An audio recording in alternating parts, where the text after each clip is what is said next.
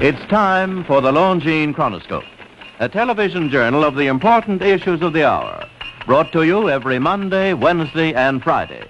A presentation of the Longines Wittnauer Watch Company, maker of Longines, the world's most honored watch, and Wittnauer, distinguished companion to the world-honored Longines.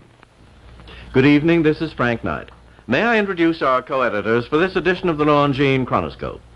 Larry Lasser from the CBS television news staff, and Francis W. Carpenter of the Associated Press. Our distinguished guest for this evening is Sir Percy Spender, ambassador from Australia to the United States. Well, it's always a pleasure to welcome back an old friend. Our guest tonight is not only an old friend of the Chronoscope program, he's a tried and true friend of our country. Whenever we're in trouble, diplomatically speaking, we can always count on our friend from Australia to pitch in when the going gets rough. So, Percy, I'd like to ask you something about the recent conference in Manila. Did we actually get what we wanted out of that recent Southeast Asian pact? It depends upon what you mean, what you wanted. I think that there was a very substantial meeting of minds, and having regard to the difficulties which we're confronted with, I think was a very successful result. Well, is this treaty any good, actually, if India and some other Southeast Asian nations stay out of it? Well, certainly we wouldn't have participated in it if we hadn't thought it was good. You must make a start somewhere. We know that other countries have different views to our own. We understand the reasons why they differ, but it was Australia's view that we should go ahead, and we did go ahead. Well, do you think the communism threat in Southeast Asia is the next big threat? Is that where the next pitch is to come from Moscow? I can't say with any degree of certainty where the next pressure will be applied. One knows very well it's always applied where the weakness is. My feeling is, and has been for some time past, that trouble will always occur in that part of the world if any further trouble does occur. Well, Sir Percy, a lot of people over in this country think, correctly or incorrectly, that the United States is again holding the bag, if I may say so, on the Southeast Asian Defense Alliance, and that we are committed to fight in defense of certain countries, but they are not committed to fight unless they find that the action is in their self-interest. Now, is that true? I don't think it is at all, Mr. Lasser. After all, under the terms of the treaty, we all enter into exactly the same obligation. The degree of that obligation in terms of burden, of course, varies with countries depending upon their military strength, their economic strength, and their interest. After all, it is quite clear that this country, with its greater economic and military strength, will carry the major portion of the burden of maintaining peace in that part of the world. But you will not find our own country lacking in its desire to work at all times in carrying out to the full the obligations we've entered into. Suppose while we're talking about communist dangers and threats, what is the situation with the Communist Party in your own Australia? Well, I suppose it's precisely the same as it is in most democratic countries. There has been a Communist Party in our country. There have been more than one attempts to deal with it by legislation. But the most effective means which so far have been found to deal with it are first by the work of unionists themselves inside their union, and secondly by what is called in our country the secret ballot for the election of union leaders. And so that where the secret ballot applies, communist leaders are not able to engage in their usual tactics of rigging the ballot. I think you got a lot of applause from Americans by the firm way that your government handled that Petrov case down there, don't you, Larry? Yes, the man who deserted from communism. Have the Russians reacted at all to your very stern action in connection with this man by giving him sanctuary? The only result is well known to the world that I'm able to speak about, namely that they withdrew their embassy representatives from Australia, and we, as a result, did likewise. So you have no relations with the Soviet Union now? Well, I understand in strict protocol, the relations are not broken off, but they just don't exist. They don't exist. That's all there is to it. So, Percy, what about the situation in Japan? Now, the Russians are trying to draw Japan into their trade orbit. Would you consider that a dangerous situation for your country and for mine? I do not doubt whatever that the prime aim of Russia in relation to Japan is at least the neutralization of Japan, but over and above that, Its purpose is to seek, by whatever means are open to it, by blandishment, by pressure, by internal operations, to bring Japan into the orbit of the Soviet and communist influence. After all, Stalin said a long time ago that if that could be accomplished, the belief of the Soviet was that the world, the communist world, would be invincible. And so that any attempt by Russia or by the communists to attract Japan into its orbit is one which causes concern not only to us but to all the free world, whose purpose it ought to be to do whatever it can to enable Japan to develop and be maintained as a democratic country. Well, Sir Percy, does Australia fear most the spread of communism, or is it afraid of a revivified aggression by Japan? Thus, at all times, we have been wary of accepting the proposition that the roots of democracy have gone down deep into the Japanese way of life. It's a very proper observation to make that we see the immediate problem in the foreseeable future as that of communist aggression. What do you think about the rearmament of Germany? Is that bothering Australians very much? Or? Oh, indeed it is, because after all, in 2 world wars, we have come into a state of war, and we've sent our troops overseas as a result of incidents which took place a long way from our shores in Europe. And so whatever takes place in Europe is of consequence to us. We believe in very firmly that you cannot deal with segments of the world except in terms of seeing the whole problem globally. Well, Sir Percy, I'd like to turn to a place that's a little nearer to your country than Europe, and that's Korea. Are you withdrawing your troops from Korea the way we have and the British have, at least a portion of them? There have been already. It was announced only in the last 2 or 3 days. These matters were all discussed, of course, between the different nations, and we have, the same as you, withdrawn some of our troops. Do you think that will create a vacuum that will tempt the communists to try to come back down again? I don't think so. You think they'll observe the armistice? I do not think that this is my own judgment, I do not think we're likely to meet in Korea in the foreseeable future any resumption of overt aggression. I see. Sir Percy, we're going to see you sitting at the chair of Australia in the coming General Assembly of the United Nations opening next week, and there's going to be a lot of interesting questions there, and one that everyone in the United States is interested in is the admission of Red China. Do you think it's going to give us trouble at this coming session? I don't think any more than in the past. What do you think will happen to it? Postpone it again? I would think that there isn't any real danger of communist China being admitted into the United Nations at this session. Should we say in the foreseeable future? Is that a phrase that's bandied about, I think? Well, true it is, but of course it's bandied around like so many other phrases. But none of us can see any more than a certain part of the future, and there is nothing permanent in life in respect of anything. One of the interesting questions that's going to come up there, Sir Percy, is the desire of Greece to incorporate Cyprus within its empire. Now, may I ask you, are all the dominions going to back the position of Great Britain and its reluctance to turn over the island of Cyprus to the Greeks? I will do no more than say that this is, of course, a matter primarily in which Great Britain is interested. But we too have our interests for many other reasons, quite apart from our very close association with Great Britain. Well, you've got another case that's closer home. You've got the Indonesians wanting to take over West New Guinea. That's right. And what are your views on that? Well, our views have been expressed more than once. We say, in the first place, it isn't a matter which is one which ought to be brought into the United Nations at all.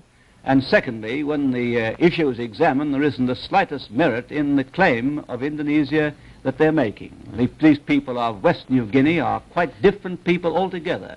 And I've never, for my part, been able to understand by what justification under the Charter or otherwise you can hand over, either by this or that means, 1.5 million people who are different people altogether without asking them what they think. We don't hand over people these days, I hope, to anyone. Yeah. So, Percy, I've heard it said in this country that Britain exercises a veto over the actions of the United States, and in turn India exercises a veto over the actions of Great Britain. Now, how accurate would you say that theory is? Well, if I may use Mr. Carpenter's phrase, that's a slogan which is bandied about a bit too, you know. it's quite clear that no nation, if it wants to pursue a course of conduct which is irrespective of what other nations think, is limited by any veto. A nation, if it wants to, can say, we'll do this irrespective of what other people think. But in these days, in the world in which we live, it's a very wise policy to have regard to the views of other nations, not to condition precisely what the policy of a nation should be, but to have regard to it in determining that policy. And it's quite impossible to determine policy without having regard to the views of other peoples of the world. So, Percy, President Eisenhower's proposal for a peacetime atomic pool seems to be coming along all right. Australia's in on that, isn't it? Yes, we indicated our acceptance of the proposal right from the beginning. Good. So, Percy, it's almost a year since you've been on this program. I'd like to ask you, do you feel that the alliance of the free nations is as strong as it was during the Korean War, or are the seams showing just a little bit? Well, I don't doubt, Mr. Lesueur, that in the last 12 months there has been a substantial shift in the balance of power throughout the world. Behind the United Nations, of course, this struggle for power goes on, primarily because of the aggressive policy of Soviet Russia and the communist China. And that change in balance of power is primarily due to the successes the communists have had, particularly in Indochina, and to their psychological successes, for example, in preventing bringing about indirectly the collapse of EDC, and by the progress which they have made in atomic and hydrogen weapons. And in the result, of course, there's been a change in the balance of power. I don't mean by that they've achieved the balance of power, but there has been a change in it, and therefore renders the problem which confronts the free world of greater urgency. Well, thank you very much, Sir Percy. It's always a pleasure to hear from our friend from Very Australia. glad to be here. Very glad to be here. The opinions expressed on the Longines Chronoscope were those of the speakers. The editorial board for this edition of the Longines Chronoscope was Larry Lesueur and Francis W. Carpenter. Our distinguished guest was Sir Percy Spender, ambassador from Australia to the United States. The official watch for the World's Heavyweight Boxing Championship between Rocky Marciano and Ezzard Charles is Longines, the world's most honored watch. In the world of sport, the fact is that Longines watches are official for timing world championships in all sports and contest associations the world over, including the Contest Board of the American Automobile Association, the National Aeronautic Association, the American Powerboat Association, and many, many others. Now, why is this so? The answer is Longines' great accuracy and complete dependability.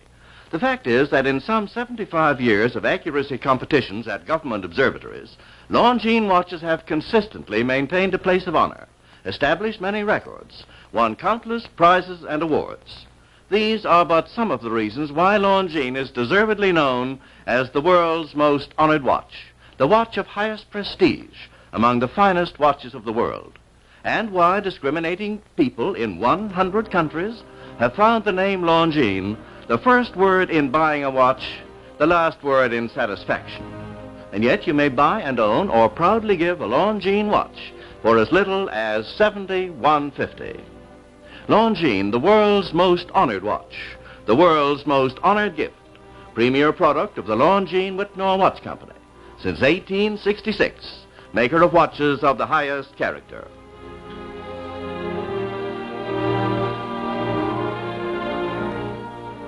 This is Frank Knight reminding you that Longines and Wittnauer watches are sold and serviced from coast to coast by more than 4,000 leading jewelers who proudly display this emblem.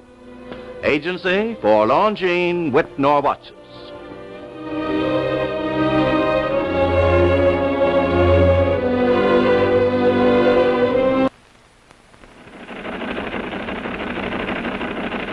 It's time for the Longines Chronoscope, a television journal of the important issues of the hour, brought to you every Monday, Wednesday, and Friday. A presentation of the Longines Wittnauer Watch Company, maker of Longines, the world's most honored watch, and Wittnauer, distinguished companion to the world-honored Longines. Good evening, this is Frank Knight. May I introduce our co-editors for this edition of the Longines Chronoscope?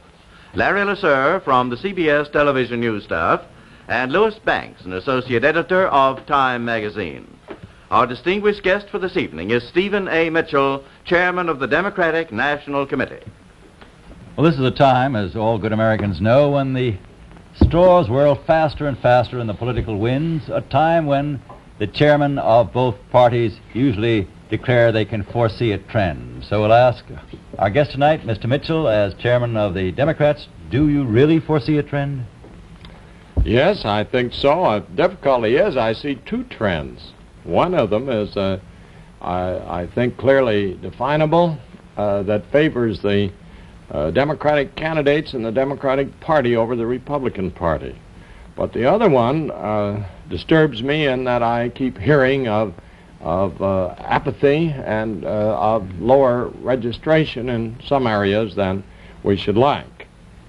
Well, do you really think there is much excitement about this election, and won't a low registration actually hurt you? I think that a high registration helps the Democratic Party. I think the people of this country are predominantly Democratic. I believe that the situation changes in part, to some degree, from one place to another.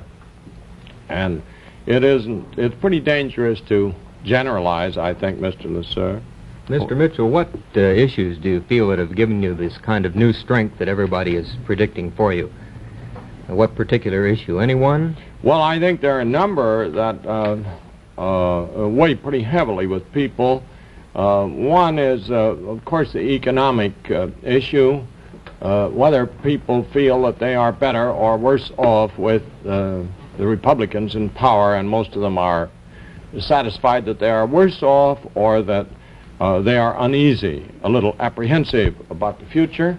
I believe there is a basic issue as to whether people feel that our country is more or less secure at the present time than we were in '52, and I think that they are uneasy again, that we feel that they are less secure.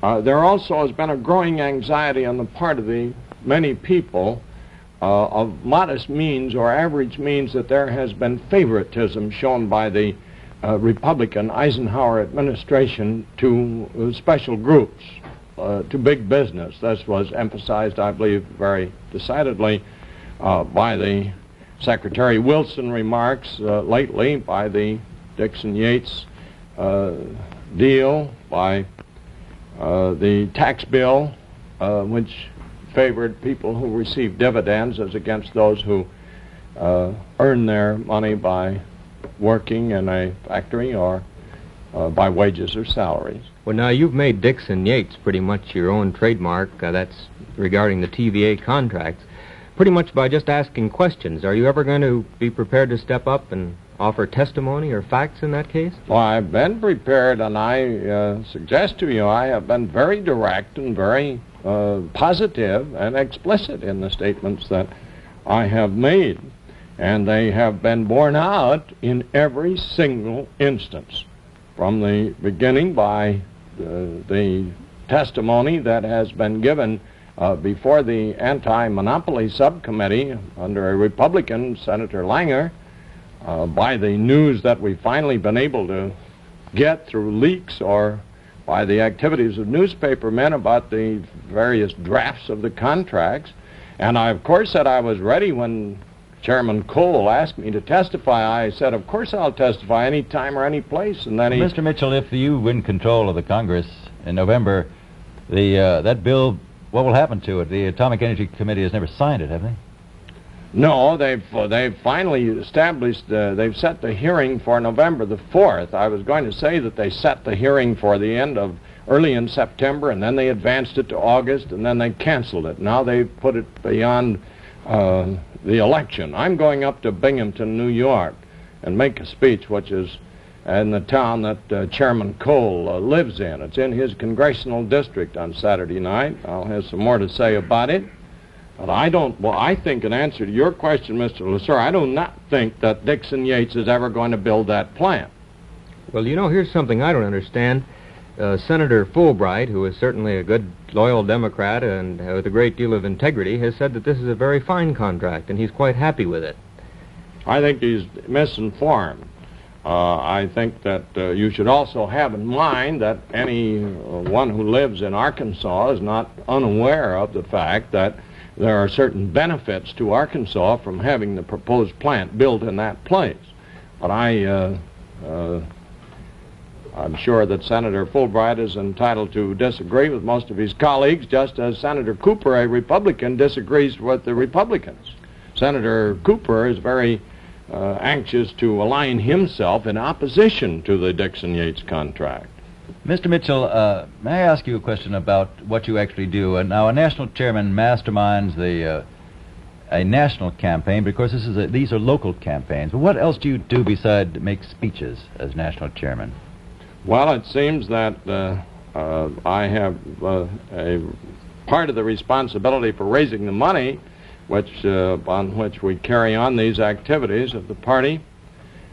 It seems to me I'm in airplanes or speaking a good bit of the time. It's true, but the largest part of the work is in maintaining contact with candidates and with the leaders of the party, and in administrative work in the National Committee You brought office. up a very interesting subject there, money. How's the money coming in for the Democratic Party? Coming in a little better. We're still a long way behind, and we, of course, will never match the Republicans, but we're doing a little better, and we've been very much heartened by the response that people have given us lately.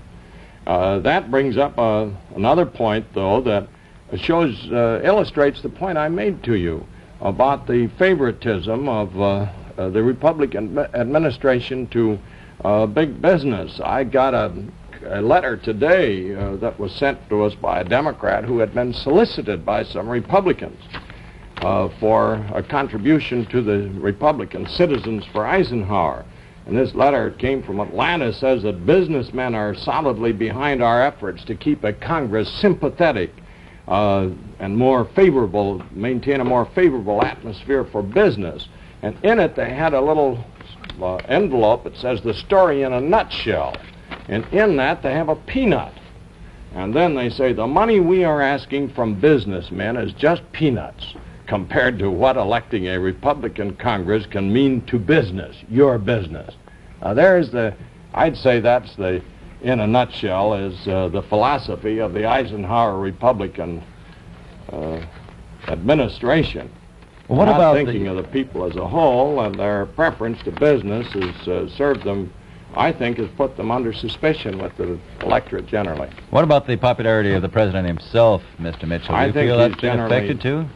I think it's been affected. I think generally that most of the people of the country who voted for him or who didn't vote for him wish him well. They'd like him to succeed. They'd like him to be president of all of the people. They sort of identify themselves and our country's well-being with having the president get along well. I don't think he's going to make much difference in this campaign. He hasn't so far, and I don't think he will. I think he may get hurt if he gets into it a little deeper. Talking about the philosophy a moment ago, early in the campaign you disassociated the Democratic Party from the Americans for Democratic Action. Do you think that that's given you an extra strong push in the campaign? No, I made it clear, as I think I should, and I think that they would wish to do, that they are a separate organization, that they're no part of the Democratic Party. I made it clear I thought that we're glad to have their support as that of any group of loyal Americans for our candidates or our principles whenever they agree with them. Well, they're not running us and we're not running them. I don't think they made any difference. Mr. Mitchell, if you do win... I mean, in our activities. If you do win in November, what element of the party you expect will be in control, the Conservatives or the Liberals? Well, I don't think you can answer that question in those terms at all. I think that the Democratic Party essentially is a liberal and progressive political organization. I think there's a place in it for conservatives. Indeed, there is it wouldn't amount to much if there weren't people of differing points of view. Well, look at it another way. Do you think that a Democratic victory would mark an upsurge in the strength of the old guard Republicans? I do, and I think that's a very important point. I think that there's a wide misconception that a Republican victory would somehow help President Eisenhower. Actually, the Republicans who are running for office, whose names are on the ballot, would say, why, this is a mandate for us. Why, see, the people like what we're doing. And more than half of them are opposing the president. Well, if the Democrats do win in November, are you people going to be friendly to the Eisenhower program, or are you going to be hostile to him on the grounds that Well, it he depends made on out what run in part of 56 or not? what part of the program you're talking about or he proposes. A great many of the parts of the congressional record received support of Democratic votes. They couldn't have been enacted without them. There are many on which they were opposed, and I think that same thing will happen again. I certainly do not think that there will be a disposition to oppose for the sake of opposition. Speaker Rayburn and Mr. Senator Johnson made that clear, that we reject the suggestion that there would be a Cold War between the President and the Congress. It takes two to make a war, and we don't propose to enter into one with the President of the United States on political matters at the expense of the American people, surely. Well, thank you very much, Mr. Mitchell. Very glad to hear what you had to say tonight. The opinions expressed on the Longines Chronoscope were those of the speakers. The editorial board for this edition of the Longines Chronoscope was Larry LeSueur and Louis Banks. Our distinguished guest was Stephen A. Mitchell, chairman of the Democratic National Committee. To own a Longines watch is to own one of the finest watches made anywhere in all the world, and yet, unbelievably, a Longines watch is not expensive. There are many outstanding models of Longines watches priced as low as $71.50. The choice of styles and of models is almost unlimited. For ladies, Longines creates superb examples of the jeweler's art, exquisite in taste and finish, perfect for every dress and for every occasion. Now, for men, Longines produces watches for every requirement, watches for dress and for sport. Longines automatic watches, the most advanced in the world. Longines waterproof and shock-resistant watches for rugged service. Longines chronograph watches for sportsmen and scientists. And every Longines watch, whether for a lady or for a gentleman, is made to the unique standards of excellence which have won for Longines 10 World's Fair grand prizes, 28 gold medals, highest honors for accuracy in fields of precise timing. And this statement is true throughout the world. The Longines watch on your wrist is not only one of the finest watches made anywhere in all the world, but equally important, it's the watch of highest prestige. And unbelievably, you may own or proudly give a Longines watch for as little as $71.50. Longines, the world's most honored watch, the world's most honored gift, premier product of the Longines Whitnall Watch Company, since 1866, maker of watches of the highest character.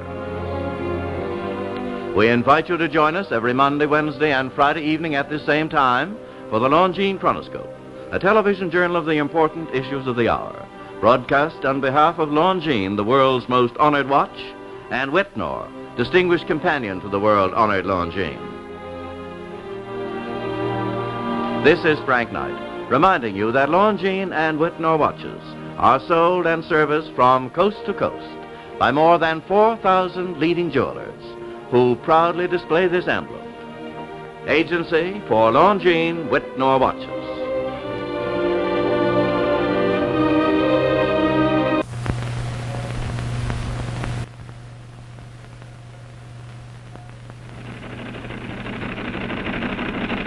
It's time for the Longines Chronoscope, a television journal of the important issues of the hour, brought to you every Monday, Wednesday, and Friday.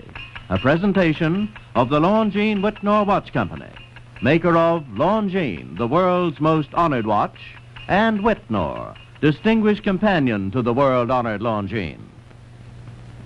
Good evening, this is Frank Knight. May I introduce our co-editors for this edition of the Longines Chronoscope? Larry LeSueur of the CBS television news staff, and August Heckscher, chief editorial writer for the New York Herald Tribune. Our distinguished guest for this evening is the Honorable Sterling Cole, representative from New York and chairman of the Joint Committee on Atomic Energy. Representative Cole, we're very eager to talk to you about atomic energy tonight, but I wonder if you'd mind explaining to us the difference between the Joint Atomic Energy Committee, of which you are chairman, and the Atomic Energy Commission. Well, the Commission, the Atomic Commission, is the agency of the executive branch of government which has the responsibility of administering the atomic energy law. The Joint Committee is, as the word joint indicates, a committee of the Congress composed of 9 senators and 9 members of the House, which is charged by the law with being constantly informed with respect to the atomic energy program. And the Joint Committee considers any revisions in the Atomic Energy Act. So one is a legislative committee, the other is an executive committee. And you've had full cooperation between you and the Commission? It's really been amazing, Mr. Heckscher, the fine spirit of cooperation that has existed from the very beginning between the Commission and the Legislative Committee. Representative Cole, it seems that one of the greatest events to me that you people have been faced with is the President's offer to set up a joint pool of atomic energy for peacetime uses.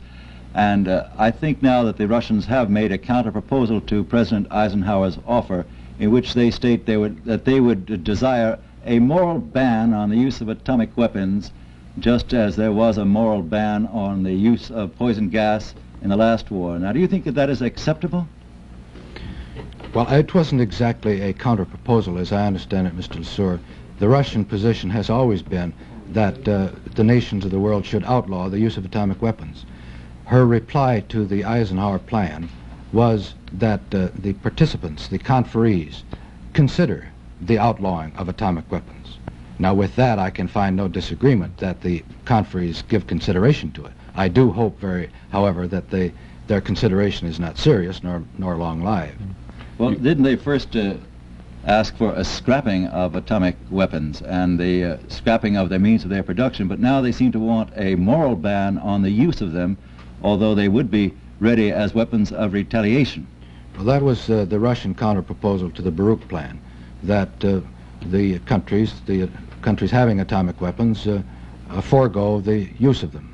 But can you see and her condition of with respect to the Eisenhower plan is along the same line. Well, do you think that could be acceptable to this country? After all, wouldn't we be depriving ourselves of the only weapon in which we are superior to the Russians? That's why I feel our conferees should give but short consideration to the suggestion. It would be unthinkable for us to ever agree not to use the atomic weapon. And yet might not there come a time when the two parts of the world were roughly equal in atomic weapons, and then the logic might be to ban them? I don't think that time need necessarily ever arise, because it is conceivable that the two countries, Russia and ourselves, may have an offensive potential that would neutralize the other. Then the advantage would shift to that country which placed the same degree of emphasis on the use of atomic energy for a defensive posture as was used for offensive. Representative Case, the former head of the Atomic Energy Commission, David Lilienthal, has suggested that if we can't come to any agreement with the Soviet Union on the Eisenhower proposal for a joint pool of atomic energy for peacetime uses, then we should go it alone with the Western world and set up such an agency. How do you feel about that? That's exactly the feeling I have had from the time President Eisenhower made his pronouncement. But we cannot allow Russia to successfully upset the Eisenhower plan. It is so essential that the countries of the world unite and pool their knowledge and their efforts to using atomic energy for the good of mankind, that we can't allow any recalcitrant, belligerent country to interfere with it, because so much good can come from it. Isn't it very much like the Marshall Plan, which the Russians refused to come into, and yet were unable to wreck? It's somewhat like the Marshall Plan, except there is the distinction, as I see it. We're not giving away to countries of the world something of extreme value. What we are giving now is information in advance to these other countries. We're giving them knowledge that they all would eventually learn someday. Well, from a security standpoint, Representative Cole, could we give away some of our atomic fuel to a agency for joint international use, while the Russians still used their atomic energy for the making of bombs? Could we keep up our lead in the atomic race if we did that? I don't envision that the Eisenhower plan would measurably interfere with our stockpile of atomic weapons. And certainly if I thought that it did jeopardize our national security, I would never favor it. But conversely, you would say then that if the Eisenhower plan goes into effect, it won't cut down the amount of atomic weapons in the world. It won't cut down Russia's atomic weapon pile either. In other words, that problem remains unsolved. It will interfere to some extent with the atomic potential of whatever country has that potential, but not in a great degree. I see. The contributions won't be that large, you feel. Well, sir, if we did work out this plan with the Russians, wouldn't we be giving them away greatest some of the know-how on the industrial use of atomic energy? Some of the know-how which they might not get otherwise? Assuming, which I think to be the fact, that Russia does not have the knowledge in the peaceful, constructive, productive uses of atomic energy that we have. If the Eisenhower Plan is put into effect and Russia participates, then of course Russia is going to benefit by it much more than we will, because Russia has nothing to give us, I think, from the standpoint of using atomic energy for peacetime uses. But wouldn't Russia then be able to take a peacetime use, a peacetime engine, so to speak, and put it in a submarine and make a weapon of war out of it? Oh, of course she could, just the same as any other country to whom we might give this knowledge and allow the use of the fissionable material. But as I see it, the desire for war, the need for war, becomes greatly lessened as this great new force is used for production of things for which people go to war. Representative Cole, what is your idea on how this plan would actually work? Would an international agency set up factories or plants for the making of nuclear fuel around the world, or they actually put up industrial plants to create electric energy? And who would own those plants? That is one of the details that this conference must work on. My own thinking is that the international organization may either own and operate the plants, or the international organization may simply supervise the plants. A country which has need for an atomic power plant would apply to the international agency, tell them the need. The international agency would consider conditions, and above all, it's my thought that each one of these projects must be self-sustaining, must be self-liquidating, must be a profitable enterprise. And to get away from this WPA aspect and giveaway aspect, it must be something constructive. Well, may I ask you, Representative Cole, do you think that the Eisenhower Plan would encounter any opposition in Congress if the Russians went along with it? The plan has so much in it that appeals to the decency of people in the world that I just can't believe that any American or any member of Congress would seriously protest, providing the American people and the Congress at all times are assured that this plan will not interfere with our national security, which nobody wants, nor nobody expects the plan to result in jeopardy of our national security. Representative Cole, if I could just change the subject, though still on atomic energy. It was announced yesterday that we were withdrawing 2 divisions from Korea. Does that have any relationship to developments in the atomic field? Can atomic weapons be a substitute for manpower?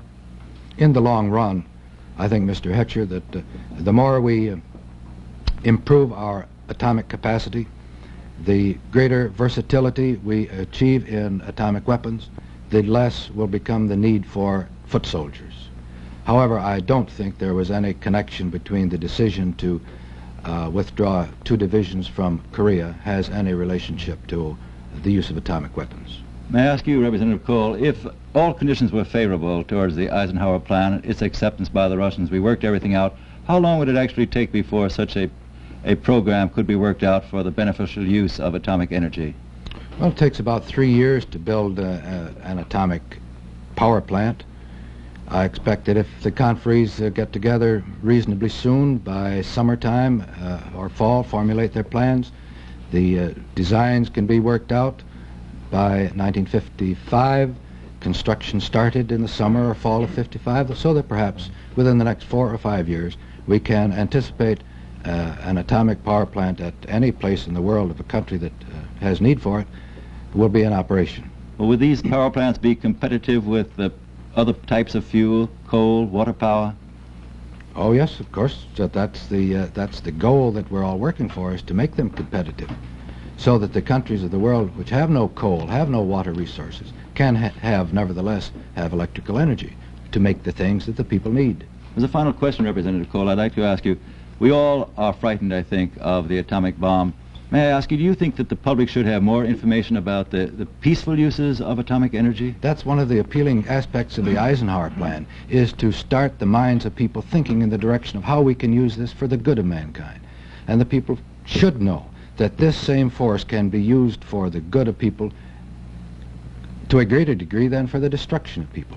Already, more lives have been saved by the use of atomic energy than has ever been destroyed in the 2 explosions in Japan. The people don't generally realize that. And yet, in the field of medicine, it's scarcely been touched. In the field of preserving foods in areas where they don't have electric ice boxes and so forth, it has great possibilities, to say nothing of generating electricity for manufacturing goods that people need.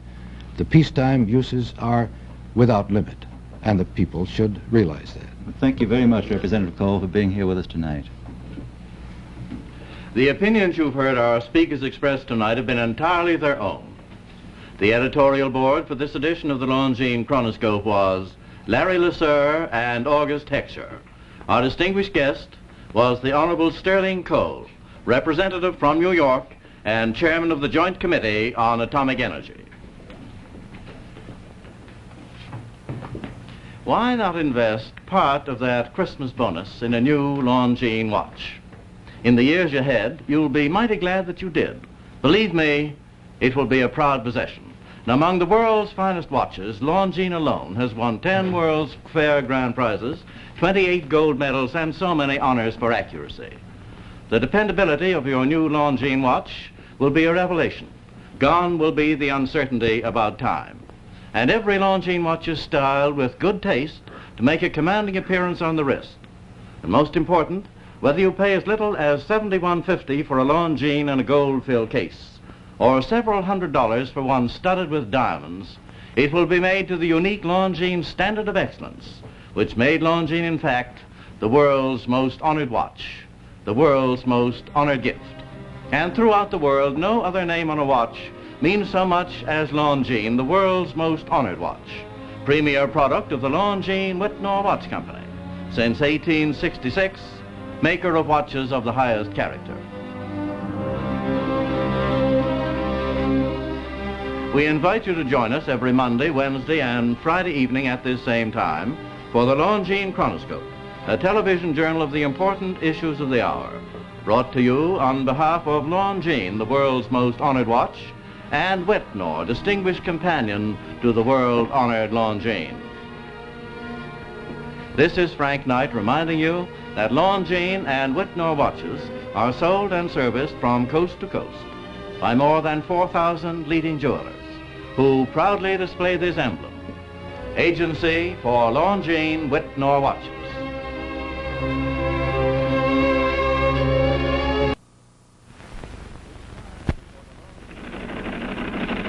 It's time for the Longines Chronoscope, a television journal of the important issues of the hour, brought to you every Monday, Wednesday, and Friday.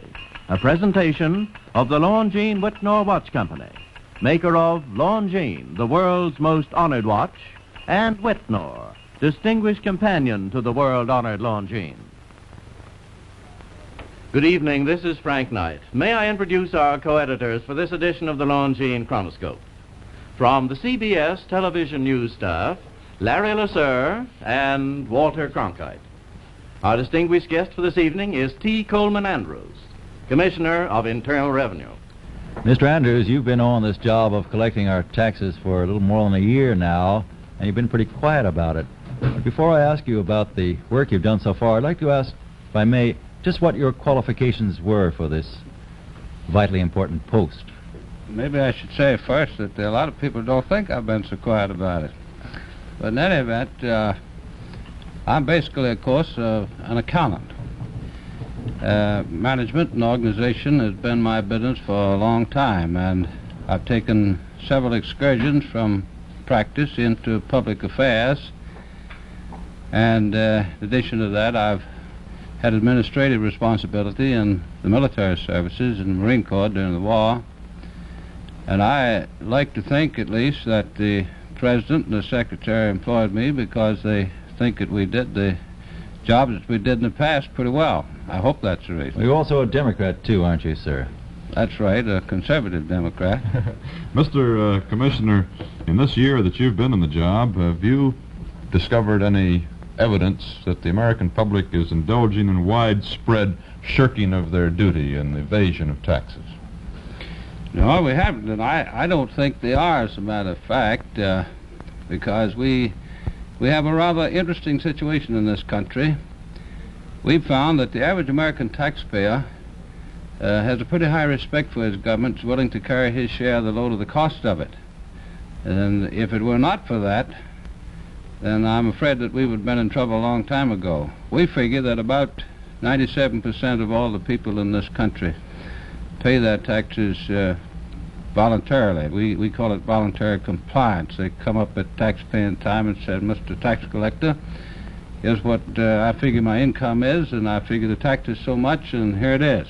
That's a mighty healthy thing for the economy of this country and for the stability of its tax system, too. Mr. Commissioner, I'm afraid that most of us feel that the other fellow is getting away with a little more than we are. Now, is there anything against listing every possible deduction and expense on your income tax? There's not only nothing against it, we want people to do that. We want every taxpayer to get the benefit of every deduction that the law allows him. And where there are optional ways of computing one's tax, we want him to have the way that is least expensive to him, that'll take the least amount of money out of his pocket. For instance, take the matter of the standard deduction. There may be, in most cases, a wage earner will take the standard deduction because it's simple. He doesn't have to worry about itemizing his deductions. But suppose somebody has a bad spell of illness during the year, and his doctor's bills and hospital bills run up high, or maybe something disastrous occurs to him like flood or something of that kind, or his house catches fire. That sort of person should sit down and make his deductions in detail so as to see whether or not it's to his advantage to take them that way or to claim the standard deduction of 10%. Whichever way is to his advantage, we want him to take it. Do you feel that there are many people in the United States overpaying their taxes by not completely understanding the tax laws? Well, there isn't any doubt about that. It's not a matter of feeling. There are a great many people who overpay. For instance, in the taxpayer canvass that we've talked about, you've read a lot about, we found a great many people who had overpaid, as well as a lot, of course, who hadn't paid enough or who hadn't paid anything at all. And we issue every year a great many refunds to all types of taxpayers, individuals, corporations, and partnerships, trusts, and so on, indicating an excess payment of taxes. Mr. Andrews, about that house-to-house canvass that you just mentioned, some newspapers called that Operation Snoop, called it Gestapo methods, that you went around asking people at their homes whether or not they'd paid their taxes and demanded proof that they had and so forth. Now, what do these fellows actually do in your canvass, and what do they accomplish there? Well, this Operation Snoop, of course, was a little bit of what I call journalistic ingenuity. Of course, if I were a newspaper reporter, I'd be pretty proud of having invented that one, but actually, of course, that isn't what it is. All in the world we do is to go from door to door and check on whether or not the people at each residence have filed a return. It's not a snoop in any sense. There's no barging into people's homes or anything of that kind. We don't even go in the home unless we're invited, and then don't usually go. If a person declines to answer our questions or doesn't want to answer them, why, they don't have to, and there's no hard feelings on anybody's part. We don't get mad at anybody about it. And the fact of the matter is, it has been a very pleasant experience. We've had, well, I remember in New England, in the entire canvass up there in the first month, when it first came to light, that seemed to be something unusual, which it wasn't, of course, because the tax laws had, on that subject, been on the books in its present form since 1926. We didn't have any difficulty. There was only one person in several thousand who even seemed to be unhappy about it. It's not a snoop. It's merely an effort to find out that everybody is on the tax rolls who should be on them, so that everybody will pay his fair share of the taxes as Congress intended. And our reaction, or rather our experience, is that the average person is glad to know that this examination is being made by us, and that everybody is going to be paying just like he is. I might say that since we started it, or rather since we resumed it, that it's being done elsewhere. I know right now, for instance, of one state and one important city where exactly the same thing being done on the state level in the first instance and on the local level in the other. Well, Mr. Commissioner, what tax dodges are you cracking down on? Are there any outstanding forms of evasion? Well, of course, the people that we are particularly interested in apprehending on the tax dodging aspect of it are the people who deliberately set out to evade the payment of their taxes, either by not filing a return at all, or else by understating their income or overstating their deductions. And I'm sure if we had time on this program to read just some of the cases to let people see what was happening, there'd be no doubt about the wisdom and propriety of what we're doing to catch the evader. Is there any particular segment of the economy where there's more evasion than any other? Well, I think that question could probably be answered affirmatively. You usually find, of course, in the people engaged in illegal pursuits, for instance, they don't want to disclose their income, probably because they just don't operate on a legal basis in the first place, and secondly because perhaps they're afraid that if they did, why, then their illegal activities would become known and would become subject or caught up with on their criminal pursuits. Well, how about legitimate mistakes? You know, it's a pretty tricky form you make us fill out, Mr. Commissioner. Well, we don't think it's tricky. I don't want to challenge you on that too strongly because I know what you're trying to get at and I'd like to get at, but let's get that cat out on a ridgepole, for instance. We tried a bunch of high school students and we find that they make 1/12 as many errors as the average taxpayer.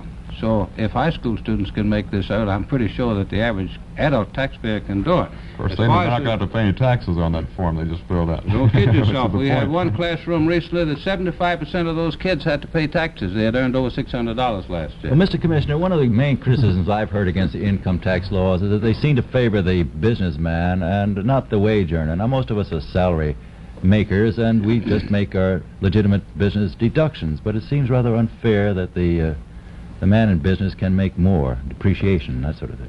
Well, of course, on its face, I suppose that's true, but you have to get down to the bedrock economy or economics of a question of that kind. Anything that is done to simplify the problem of business in complying with its tax obligation redounds ultimately to the credit of the individual.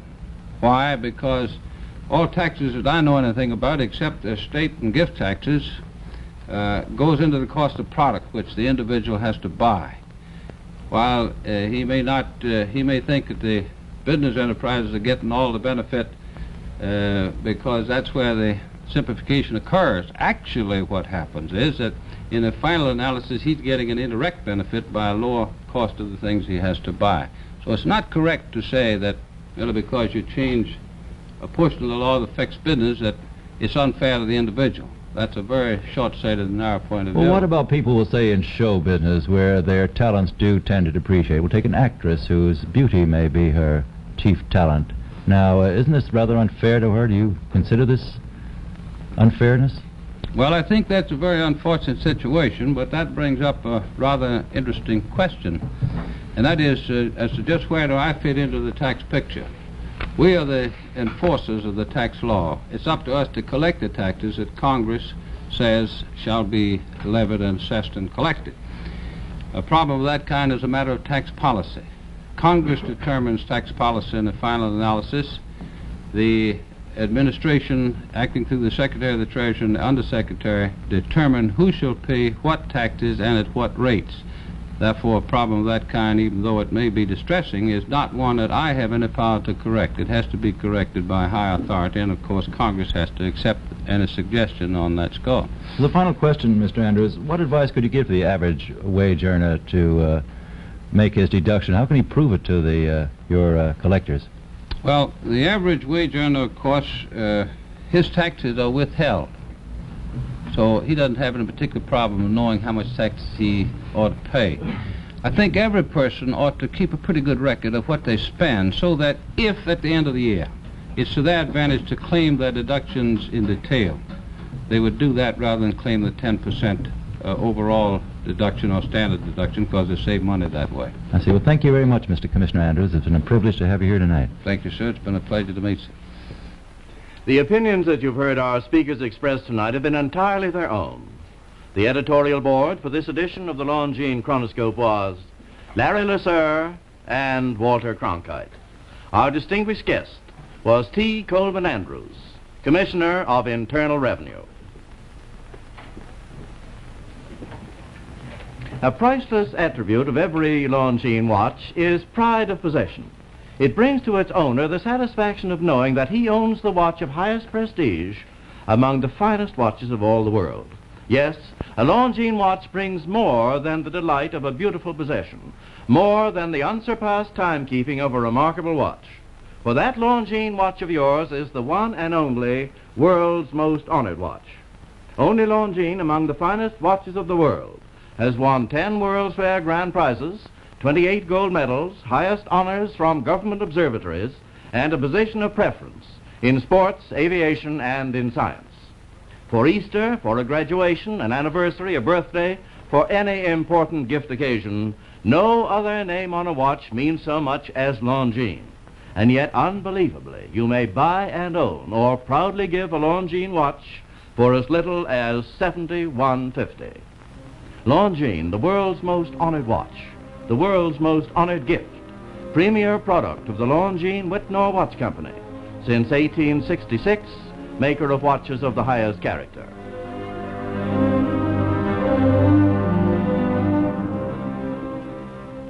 This is Frank Knight, reminding you that Longines and Wittnauer watches are sold and serviced from coast to coast by more than 4,000 leading jewelers who proudly display this emblem, Agency for Longines Wittnauer Watches.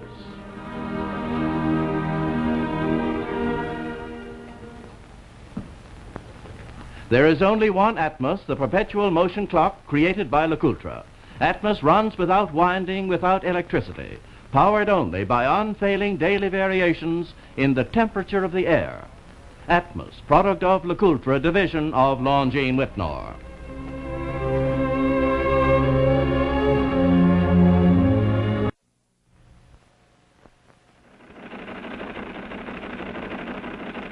It's time for the Longines Chronoscope, a television journal of the important issues of the hour, brought to you every Monday, Wednesday, and Friday. A presentation of the Longines Wittnauer Watch Company, maker of Longines, the world's most honored watch, and Wittnauer, distinguished companion to the world-honored Longines. Good evening, this is Frank Knight. May I introduce our co-editors for this edition of the Longines Chronoscope? They are CBS News correspondents Larry LeSueur and Walter Cronkite. Our distinguished guest for this evening is T. Coleman Andrews, Commissioner of Internal Revenue. As our guest tonight would be the first to admit, nobody loves the tax collector. But while the subject of taxes is always in the realm of politics, the job of Mr. Andrews is to see that we pay no more or no less than we're obliged to do by law.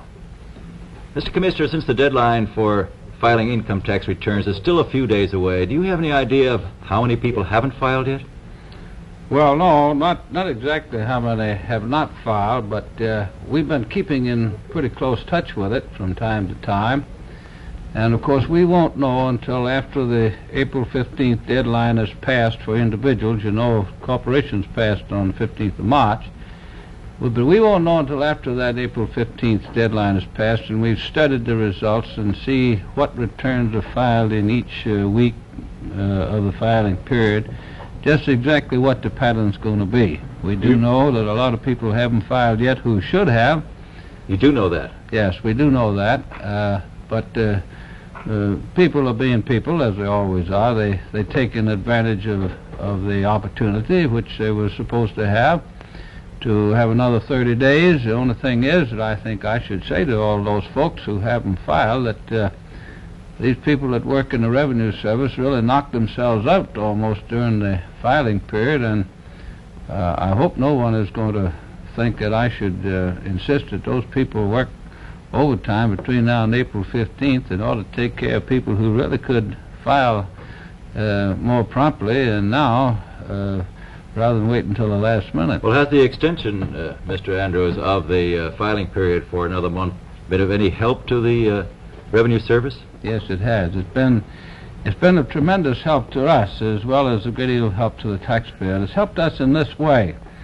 You see, we have to keep in mind at all times what our two main problems are. Number one is to collect taxes, and number two is to get after those people who inclined to hold back on us, and those who, though they don't hold back in reporting, nevertheless just don't like to pay taxes or any other bills. Now, anything that slows down those two efforts renders us inefficient.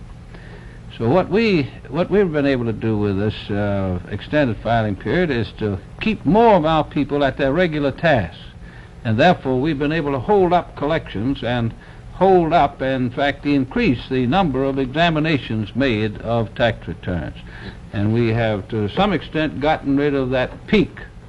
Does that mean, Mr. Andrews, that more of us are going to get checked because of this extra month we've been given? It sure does. You know, we've been on a program of building up our auditing organization, our examiners, for nearly 18 months now.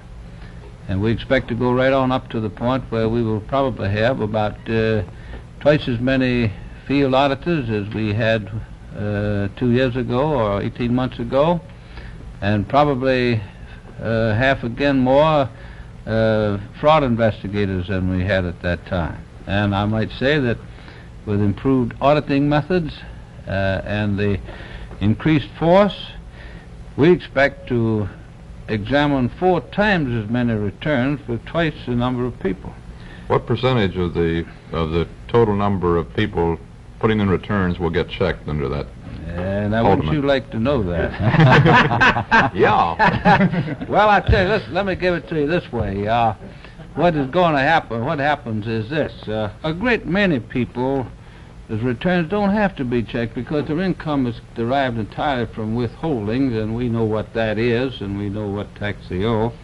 Then as we get on up the scale, the probability of being checked increases in proportion to the presence of a number of factors which we don't have time to go into, so that I'll say this, that as we increase our staff, our examining staff, and as we improve our methods, the probability of anyone not getting checked is diminishing very rapidly. Don't you get to a point where the cost of the collecting of the taxes gives a diminishing return for the amount of taxes collected? Oh yes, there is a law of diminishing returns, but I'll say this: we haven't reached that point yet, and I haven't gone to worry about that. We'll cross that bridge when we get near it. If I may say so, Mr. Commissioner, some people think that the 1954 tax returns are extremely complicated. I think one editorial said that they were the most complicated in the whole history of the income tax. What do you think of that criticism? Well, would you like for me to say what I think of that particular statement? I think that particular statement was made more to create effect than it was to show any evidence of having really studied the situation. And as far as that proposition generally is concerned, though, you'd probably be interested to know that actually there has been relatively little criticism that the returns are more difficult than they have been in the past. Now, there's only one good reason for that, and that is that they aren't any more difficult than they've been in the past, with the exception of 2 schedules. You know, we now have a credit for dividends and a credit for retirement income. Well, no one who's criticized those returns has suggested that we leave those calculations off of that return, and no one has suggested any better way to do it than we've provided. Those are the only 2 things on that return that are essentially different from last year. Now, that's Form 1040. That deals with the fellows of fair-sized income, men and women. The 1040A, however, which is for the small taxpayer, the man whose income up to $5,000 and who wants to take the standard deduction of 10%. That's the simplest tax form, income tax form, that anybody's ever seen. Now, that's not just my opinion. Representatives of 85 different governments of the world that have been through our shop tell us that. It's really the simplest thing that anybody's ever developed. But the size of a check made on a card so it can be processed manually or by machine, either one. It asks certain very simple questions. Questions that anybody can answer. Contains no calculations. We do all the work. So really, for about 35 million people, we've made the job a whole lot easier. And we certainly haven't made it any more difficult for the rest of them, except to the extent that we've had to provide a means of figuring some of the credits that Congress, in its desire to give some relief, gave them when they developed the 1954 Act. Mr. Andrews, do you ever try to figure out how much each investigator, these new men you were talking about, how much each investigator should bring in order to pay for his own salary and expenses? Well, we don't figure how much he should bring in. We figure how much he actually does. Actually, what happens is this. We put a new man on, and in the first year after he has learned his job, and that takes quite a few months to get him up to that point, he'll probably bring in 10 to 1. The next year, he'll get up to maybe 20 to 1. And as he goes on, he might even get to the point of as much as 30 and 40 to 1. Some of, for instance, of our top investigators produce as much as $250,000 of revenue a year. And they only get paid about $10,000 tops. So you see, that's 25 to 1. So what they bring in depends upon how good they are. In other words, we don't concentrate. We don't say to an agent, you got to bring in so much money. We say to him, you got to be a good agent. If he's a good agent, the money comes as a matter of course. Do you see any hope of simplifying the amount of bookkeeping required by those in middle and higher income brackets, particularly those who are independent contractors, so to speak, professional men, doctors, lawyers, and radio announcers, people like that? To give you a very frank answer, no. But let me explain a little bit on that. The fact of the matter is that not nearly as many people keep the records they should as we would like to see. As a matter of fact, I'd say that over half of the people who should keep some kind of records don't. Now then, how can you simplify something for somebody who isn't already doing what he should be doing? And moreover, you can't simplify the bookkeeping requirements of a tax law until you simplify the law itself. Well, would that $20 cut across the board have helped your problem any if it had gone through the Congress? It would have played havoc with us administratively. We would have thrown us into the worst tailspin we've ever been into. I don't believe it would have been administratively possible for us to have handled it. Well, since there are several days left for about 2 or 3 million taxpayers, I guess, to file their returns, Mr. Andrews, have you any advice to give them now? I do. I have some advice to give them, more in the form of a hope. Please get down there and get the job over with, and don't wait till the last minute, because when that last minute arrives, we just can't get to everybody that wants to be helped.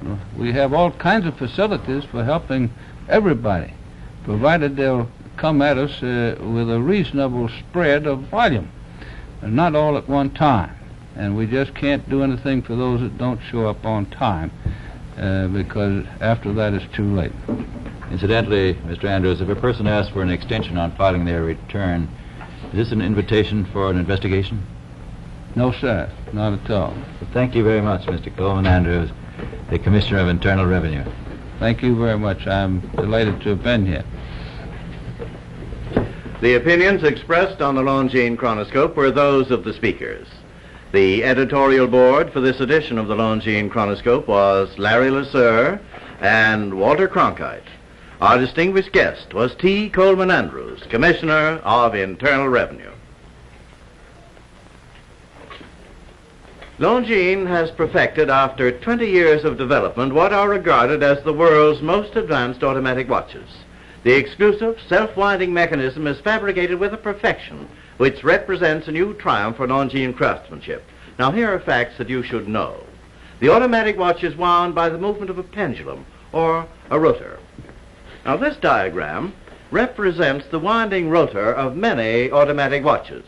See how it moves in only part of a circle. Now, this diagram represents the Longines automatic. It has a full swing, 360-degree winding rotor. Every movement of the wrist produces winding action. Design, however, is only the beginning of the Longines automatic. What makes a Longines watch so superlatively fine is the unsurpassed perfection of Longines manufacture, which has won for Longines 10 World's Fair grand prizes, 28 gold medals, more honors for accuracy than any other timepiece. If finest quality is your first consideration, then whatever your needs in a watch, whatever the style, whatever the purpose, Longines has made it for you. For every Longines watch will demonstrate in full measure the greater accuracy and complete reliability which made Longines the world's most honored watch, the world's most honored gift, premier product of the Longines Wittnauer Watch Company, since 1866, maker of watches of the highest character.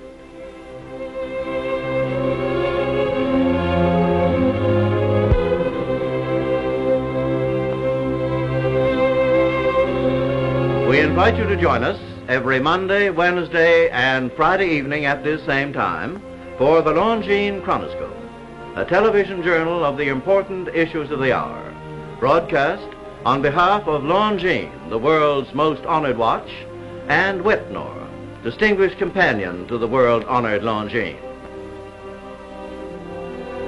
This is Frank Knight, reminding you that Longines and Wittnauer watches are sold and serviced from coast to coast by more than 4,000 leading jewelers who proudly display this emblem, Agency for Longines Wittnauer Watches.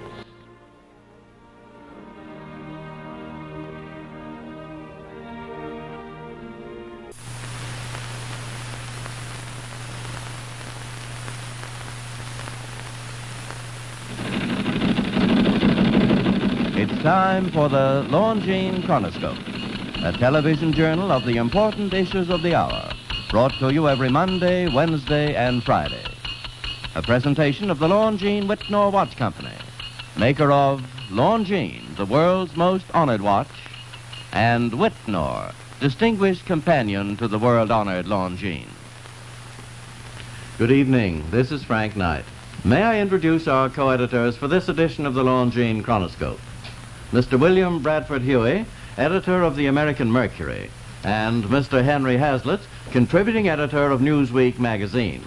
Our distinguished guest for this evening is Mr. T. Lamar Caudle, former Assistant United States Attorney General. Well, Mr. Caudle, now that you are back in private life and done with being a bureaucrat, perhaps you can tell us something about the pressures that were brought on you when you were Assistant Attorney General. What kind of pressures are they? Well, Mr. Hazlitt, the pressures were, I would say, in the third dimension, if you can understand that. But they came largely from the senators and the congressmen, almost continuously from the prominent men in public life that were over on the Hill. They come in the form of telephone calls or visits or what? Well, the greater number of communications, of course, were over the telephone, but there were many, many conferences that were had with senators and congressmen in my office, and if the senator happened to be a little older and so busy, I would accommodate the gentleman, go to his office. What would be a typical request? A typical request? Well... Would tax cases, for example, be involved? Oh, yes. When I was in the tax division, tax case would be involved. I remember one which troubled me a great deal, one of the very beloved, one of the most beloved men in America. I surely do love him, and I have quoted him so many times. That was the vice president when they called me about an old friend of his down in Louisville. He wanted a favor from you, sir? Well, sir, he was concerned about the illness of this fella, and I told him that everybody who came to see me about tax cases was sick or something. They were sick, something was wrong with them. And I told him that the doctors and the government doctors felt that the ordeal of a trial would not result in the gentleman's death, and there was no other alternative but to go ahead with the unpleasant duty. Well, now, Mr. Caudle, to identify you a little further for our viewers, of course, you're this man you're from North Carolina, I believe. Yes, I'm from North Carolina. And then for about 4 years you were in the tax division of the Department of Justice. That's right. And you had the authority to either prosecute a tax case or else to settle it. Yes, sir. It was that's what brought you under all these pressures. That's right. Unfortunately, you can't delegate this power to another unless in your absence. And you really have to stand up. Then all these committees got after you, and then the president himself hauled off and fired you, didn't he? Yes, sir. He really broke loose on me. He sure did. I thought that Truman had a reputation of sticking by everybody. All his good friends. You were one of his good friends. I sure thought so. I tell you, he broke the legend though when he knocked me out. What's your theory as to why the president singled you out and gave you the boot in such a fashion? Well, it would take too long to go into my theories. Well, our viewers, of course, know you as one of these mink men. Your wife at least got out of Washington with a mink coat, didn't she? Well, she got out of one that was paid for. That was one thing, and she paid for it. I helped her the last part, though. I see. And it was well, did that mink coat have anything to do with it? I don't believe it did. Mrs. Truman has a mink coat, and I reckon Mother, who has wanted one for so long, and she argued that it would last for 10 years, to be renovated just once a year, that it was all right. I told her it was something to get me into trouble if she bought it. What specifically were you charged with whenever you were fired? Well, outside activities. I've been trying to find out, Mr. Huey, what the outside activities were. Does that just mean doing favors for your friends? I don't know. It's one of those things that the president did not tell the Attorney General, Mr. McGrath. I tried to find out. I've been trying to find out what these outside activities were. Well, Mr. Caudle, you were... So I really don't know. At the end of one of the committee hearings, the chairman of a subcommittee, Congressman King, a year ago, asserted that you had been recreant to your trust and had done irreparable damage to the government. Now, what is your comment on that statement? Yeah, he said I had done a disservice to my government. And I say to you, Mr. Hazard, when Chairman Cecil King made that remark, he did a disservice to his government, and he did a disservice to the honorable people in that tax division. How many? And I didn't like that statement either. How many tax Nothing I can do cases about it, in though. the 4 years you were in this tax position, sir? How many cases would you estimate that you handled? Approximately 16,000 civil cases. Probably 45% were compromised and settled, and approximately 2,500 income tax fraud cases.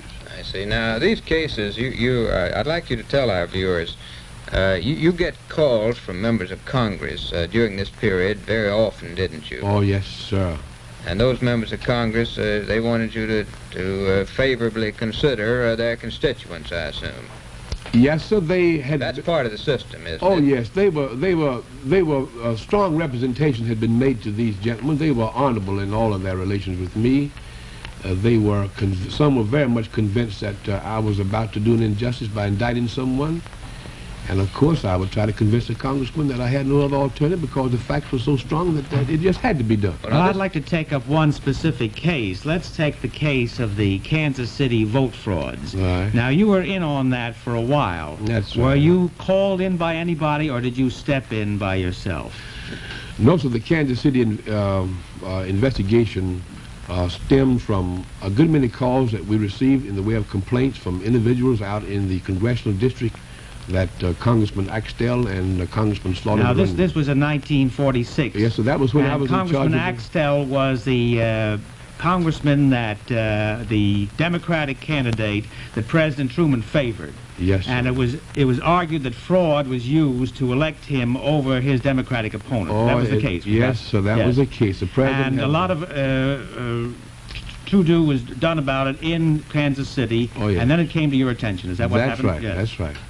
Now, sir, just by way of information, how does a man who's been district attorney down in North Carolina, how does he get a position such as you occupied in Washington? Some senator bring you there? No, sir. No senator had anything to do with my going to Washington.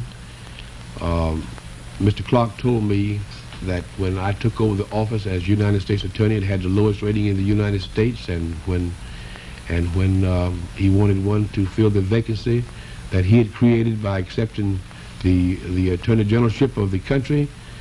He said that because of the splendid record which I had made, he had talked with the President, and they had decided to extend the invitation to me. And that was why I came to Washington. Neither Senator Huey, who was Senator then, or Senator Bailey, I believe Senator Bailey, neither one of the gentlemen knew about the invitation to come, and of course Mr. Clark told me he went to see them personally. Then after you get such a position where you have the decision over many dollars, millions of dollars in tax cases, all of these calls that you get from the White House, from members of Congress, that's inherent in our system, isn't it? Yes, sir. It is a very, very normal thing that one who has to make the decision, he has to face it. That's just all it is. Well, Mr. Caudle, I'd like to get back to this specific case that we took up, because I think it would clarify the whole situation if we went into something like, let's say, the Kansas City vote case. Now, you were called in on that, and you stayed in for a while, and then you were taken off it. Well, is that right? No, what happened, Mr. Hassett, was that the preliminary investigation, this preliminary investigation had become quite a famous memorandum. The FBI had completed its preliminary investigation, embracing all of the Kansas City case. Yes, of the Kansas City case, embracing the investigation of the Kansas City Star. Yes. They had 50 investigators, and there were 8,000 people interviewed, and out of that number, 1,354 affidavits were taken, and that was a part of the preliminary investigation that was reported to me by the FBI. Now, of course, we analyzed these things. You turned it over to the FBI. Well, you asked them to investigate. We asked them to make a preliminary investigation to determine, because we knew if we had a full investigation, it would cost a staggering sum of money, because it cost almost $300,000. Well, did the President call you off that investigation, or was it through his orders that you were called off? Oh, no. No, sir. I never received any communication from the White House, from any source, and we all really believed that the facts were not sufficient to warrant a further investigation, because we could not find where there was any evidence that two or more people conspired together to deprive someone of a right to vote. Mr. Caudle, one of the important things to you, I believe, is that in the last 2 or 3 weeks you've undergone extensive investigation in Washington by the Chelf Committee. That's right. After which Mr. Chelf more or less rendered this judgment, in which he said that you were, quote, an honest man who was indiscreet in his associations and a pliant conformer to the peculiar moral climate of Washington. Now, is that a fair description of your experience there, sir? Well, I know that the chairman and Mr. Keating was right when they said to the American people that I was an honest man. I have no disagreement there at all, and I know they're right. Now, they spoke of the peculiar moral climate of Washington. Is it peculiar? It is the most peculiar. I think they were right there. It's the most peculiar moral climate you'll find any city in the world. Everybody who gets off at Union Station, off a bus, or when he parks his car, or comes in from the National Airport, he goes to Washington for something, and he's disappointed if he does not take it home with him. I see. Well, I'm sure that our viewers have very much appreciated these frank statements from you tonight, sir, and thank you for being with us. The opinions that you've heard our speakers express tonight are entirely their own. The editorial board for this edition of the Longines Chronoscope was Mr. William Bradford Huey and Mr. Henry Hazlitt. Our distinguished guest was Mr. T. Lamar Caudle, former Assistant United States Attorney General.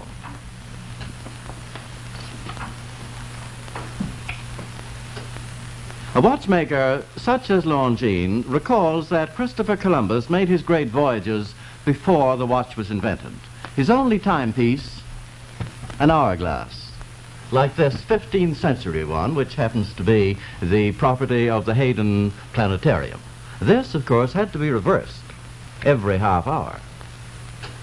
Now, Columbus Day marks a milestone for Longines watches, too, because this gold medal was presented to Longines at the St. Louis Columbian Exhibition, which honored the 400th anniversary of Columbus's discovery of America.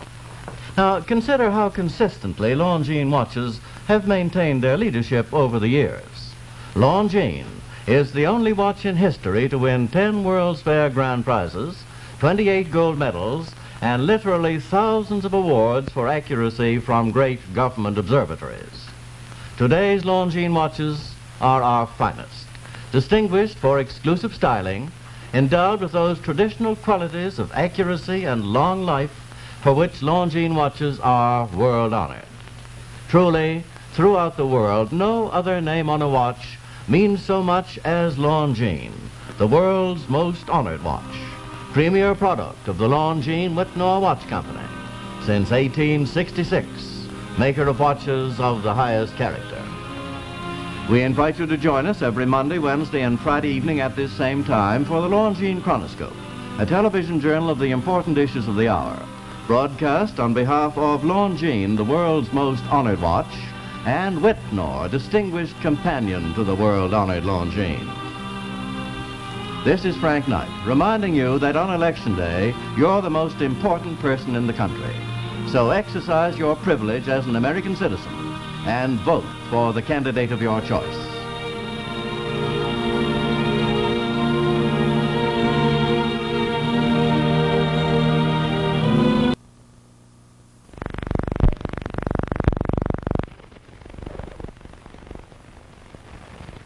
The world's most honored watch is Longines. Longines watches have won 10 World's Fair grand prizes, 28 gold medals, and more honors for accuracy than any other timepiece. Longines, the world's most honored watch, is made and guaranteed by the Longines Wittnauer Watch Company. It's time for the Longines Chronoscope, a television journal of the important issues of the hour, brought to you every Monday, Wednesday, and Friday. A presentation of the Longines Wittnauer Watch Company, maker of Longines, the world's most honored watch, and Wittnauer, distinguished companion to the world-honored Longines. Good evening. This is Frank Knight. May I introduce our co-editors for this edition of the Longines Chronoscope? Mr. Max Eastman, author, poet, and editor, and Mr. William Bradford Huey, editor of the American Mercury. Our honored guest this evening is Tadeusz Komorowski, better known as the famed General Bohr, leader of the Polish underground in World War II. The opinions expressed are necessarily those of the speakers. General Bohr, our Chronoscope audience, of course, knows you as one of the great underground leaders of our generation. You are an expert on underground warfare. Now, sir, and you're an immigrant from Poland now. What brings you to America? I was invited by the Pulaski Parade Committee to attend the Pulaski Parade as guest of honor. I see. So you've been, you're a guest in America now for a few weeks. Yes, that's right. And you are now living in London? I have been living in London since 1945. We, of course, know your story of how your Polish underground opposed Hitler, and then how the Russians failed to come to your aid. That's true. The Russians waited until you were virtually destroyed, wasn't it? Yes, that's right. And is there bitterness now in Poland against the Russians? Oh yes, the bitterness is very strong against the Poles, against the Russians, as they know very well. We are anxious to get your opinion, sir. In America, our people are placing a great deal of hope in the underground movements in the satellite countries. And we'd like your opinions on the nature of underground warfare against the Russians. Now, are the Russians more difficult to oppose with underground methods than the Germans were? Oh, I think they are much more difficult. And why, sir? During the German occupation in Poland, it was wartime. Now we live in peacetime. How do you think an underground movement is possible in peacetime? I don't think that an underground movement is possible for a long time in peacetime. Are the Russians more ruthless in dealing with underground movements than the Germans were? The Germans had no experience of underground, and the Russians are masters in underground. The Russians know more about how to combat underground movement. Oh, they know very well. Yeah, they were all underground themselves. But aside from the underground movement, what about underground propaganda? What do you think is the value of our shortwave radio, this Voice of America, and all these attempts to get propaganda into Poland? Is that useless?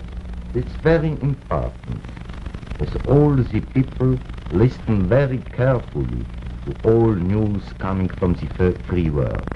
Whenever you were fighting so desperately against the Germans, sir, were your people made more hopeful by the radio contact with the rest of the world? Oh yes, it's only radio that made them helpful. If you think an underground movement is impossible in peace, that must mean you're waiting for a war, doesn't it? Oh yes, for a war I think it's How very soon important. is it coming? Yes. How soon is it coming? When the war starts, it will immediately. I mean, how soon do you expect the war to start? It's very difficult to answer, but I don't expect a war earlier than in 2 years. Perhaps. Why? First of all, I think that the Russians don't want to have a war now. When they would have liked to have a war, the war would be started 2 or 3 years ago. And all are preparing their strengths now. Nobody is ready. Why didn't they start it 2 or 3 years ago? In 3 or 2 years, the strength of the Western powers will improve, and the Russians will have to decide. Do you regard our present efforts in Europe as hopeful, sir? Do you think that we are building a hopeful counterweight to Russian power in Western Europe? Oh yes, I think it's very helpful. You think that it's possible for General Eisenhower to build an effective army out of French and Italians? Sure. Now, sir, here in America, a great many people were disillusioned after the Second War. A great many Americans had regarded the Russians as allies, and so they were bitterly disappointed at the betrayals that the Russians seemed to be guilty of. Now, were you people in Poland as bitterly disappointed with the Russians as we were in America? No, we were not disappointed. We knew the Russians too well and their attitude towards Poland during all the long years of the war. You must have known it after they double-crossed your uprising. But you were surprised when they double-crossed your uprising, weren't you? Yes, I didn't think that the Russians would stop their offensive for political reasons. And you, as a military man, they had military reasons to come to your assistance, didn't they? Yes, sure. But it was to take Warsaw, it was very important from military point of view. But it was a political decision that resulted in your destruction. I think this was only political decision. They wanted the Germans to destroy you so that they wouldn't have to afterward. Isn't that about it? Oh, yes. Don't you agree with me that it's about the worst act of treachery to an ally in history? I agree completely. Now, sir, the date of the Warsaw Uprising and your double cross by the Russians, that was about November 1944, wasn't it? Yes. And then the conference at Yalta was held some 4 months later, wasn't it? Yes. Now, you people, of course, were disappointed at what you call the sellout at Yalta, weren't you?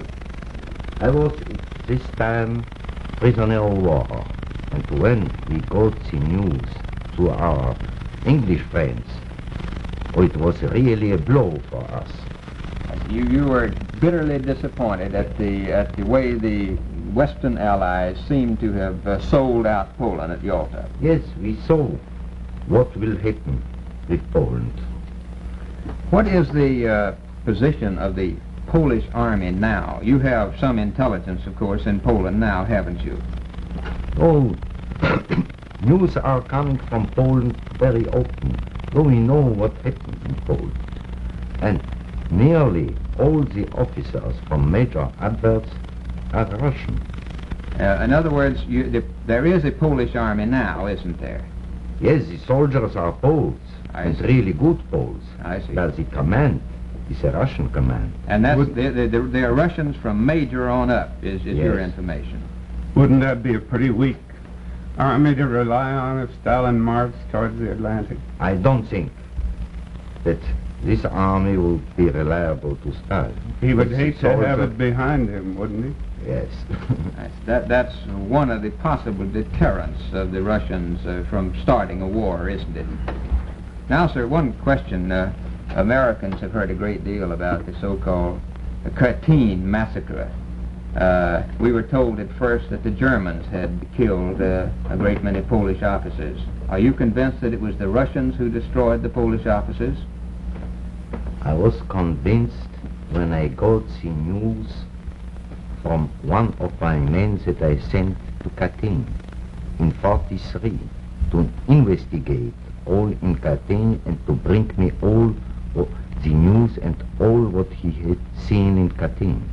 From this time I had no doubt at all. And it was Russian propaganda to tell us in the Western world that those Poles had been killed by Germans, wasn't it? Yes. Do you think it would be a good thing if the United States came out firmly and openly for the overthrow of the Stalin regime in Russia and in the satellite countries? Oh, I think it I would suppose be... you don't want to advise our government. That's the reason I put the question that way. It wouldn't create an underground movement, I suppose, but it would create an underground movement in people's minds, surely. Yes, the people resist now very strongly to communism, but they wait for the right time. General, in America, of course, we remember General Pulaski very kindly, and we've always admired the Poles as great fighters. Now, in your lifetime, do you expect to return to Poland, sir? Yes, I expect to return to Poland. I'm sure to return in my life to Poland, to free Poland. Do you expect to live until Stalin dies? Oh. And what do you think will happen then? When Stalin dies, I think some other prominent communists will fight between themselves. But it's quite indifferent. It would be a fight between the communists at Politburo. But I don't think something would change in Russia. Then, General, as our audience has understood you, sir, you would like the Poles in America to understand that Poland has been through many troubles before, and that you think that one day Poland will be free again. Thank you very much for being with us, sir. The editorial board for this edition of the Longines Chronoscope was Mr. Max Eastman and Mr. William Bradford Huey. Our distinguished guest was Tadeusz Komorowski, better known as the famed General Bohr, leader of the Polish underground in World War II.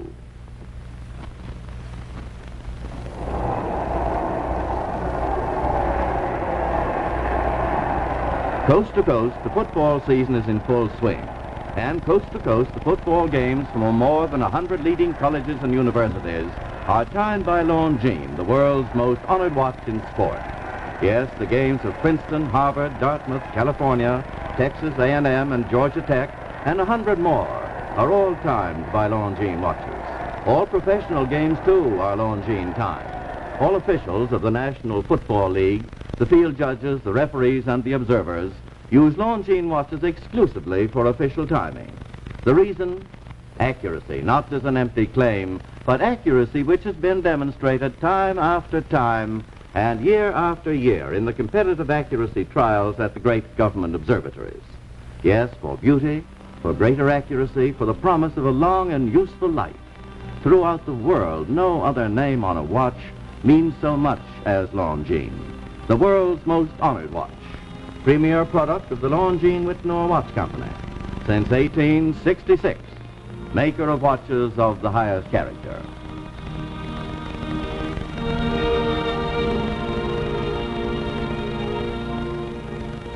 This is Frank Knight again, inviting you to join us every Monday, Wednesday, and Friday evening at this same time for the Longines Chronoscope, a television journal of the important issues of the hour, broadcast on behalf of Longines, the world's most honored watch, and Wittnauer, distinguished companion to the world-honored Longines, sold and serviced from coast to coast by more than 4,000 leading jewelers who proudly display the emblem Agency for Longines Wittnauer Watches.